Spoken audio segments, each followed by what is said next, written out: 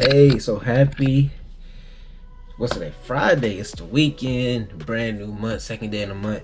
Somebody asked this question: when do I know to get new shoes? And I just wanted to share that with y'all for the new runners that we got in the group. Maybe some people that's fairly new, but I'm not really sure when to get new shoes. So I'm gonna show y'all 4 examples of when to get new shoes. Maybe you can make it, and then you don't need new shoes. So a couple different scenarios. So with these shoes right here, this is the first shoe that I started running in, and as you can see, these are they're just done. So got some heel drag right there. You tell when I get tired I start dragging my feet, which is bad, by the way. Don't do that. Make sure you stay upright posture. Make your first mile as strong as your last mile.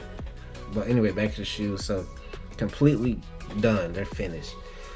So if your shoes look like this, in this case, definitely get new shoes, because when it starts to look like this, you start running at an angle, and that also causes injuries.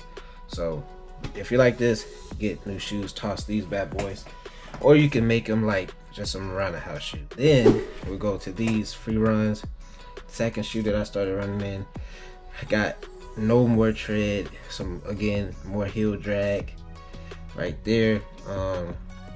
In this case, if you're going for a run, I would not recommend this, but if you're going to the gym for a cross train, I would definitely throw these on, so that way you can get a little bit of your money's worth out of the shoes, because shoes can be expensive. So although they're not good for running, you can cross train in them.